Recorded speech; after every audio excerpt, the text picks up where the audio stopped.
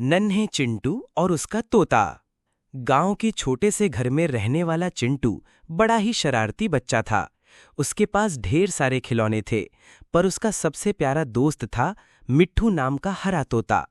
मिट्ठू बोल भी लेता था और चिंटू की हर शरारत में उसका साथी बन जाता था। एक दिन गर्मियों की दोपहर में चिंटू बोर हो रहा था। उसने मिट्ठू से कहा, चल मिट्ठू, आज कुछ नया मजेदार करते हैं। मिट्ठू बोला, हाँ हाँ, शरारत शरारत। दोनों ने मिलकर ठान लिया कि आज गांव में मजा फैलाना है। गांव की गली में मिठाई की दुकान थी।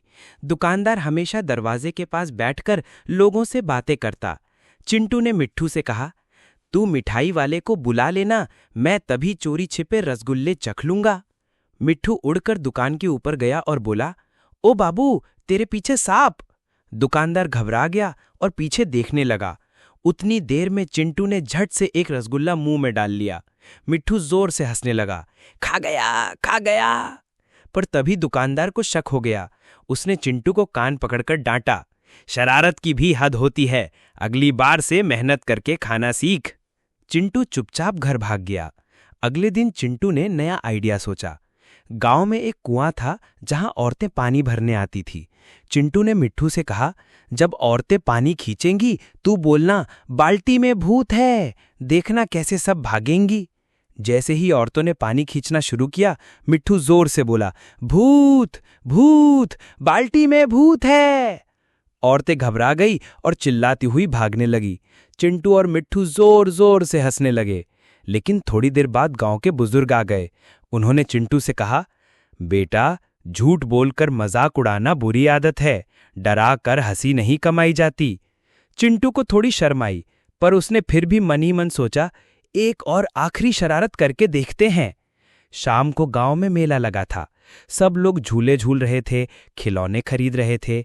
चिंटू और मिट्ठू को भी बहुत मजा आ रहा था। तभी चिंटू बोला, चलो यहां भी थोड़ा धमाल मचाते हैं। मिट्ठू, तू सबसे कहना, खजाना गड़ा है, फिर सब भागेंगे और हम हंसेंगे। मिट्ठू ने वही किया। वो उड़कर ऊंचाई से चिल्लाया, खजाना, खजाना, बड़े पेड़ के नीचे खजाना गड़ा है। लोग सच मानकर दौड़ पड़े और मिट्टी खोदने लगे।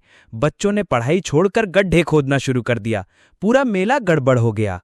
लेकिन थोड़ी देर बाद सबको गुस्सा आया। सब ने चिंटू को पकड़ लिया। मिट्ठू भी डरकर चुप हो गया।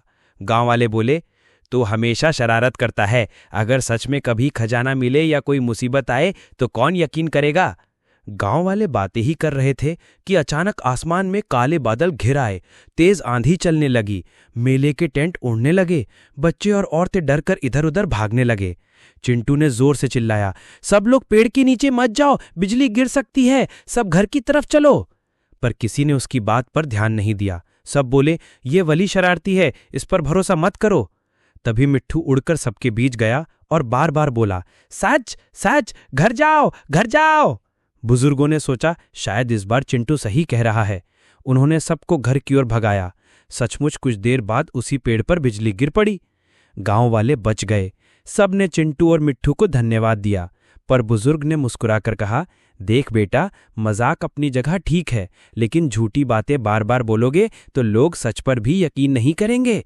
आगे से हमेशा सच बोलना और शरारत अच्छे कामों में लगाना।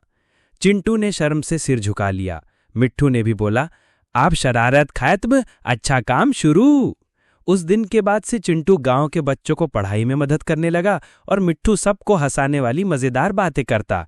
गांव वाले कहते, आप चिंटू और मिट्ठू सच में सबके प्यारे हो गए हैं। अगर आपको हमारी वीडियो पसंद आई तो लाइक एंड सब्सक्राइब करना ना भूलें। धन्यवाद।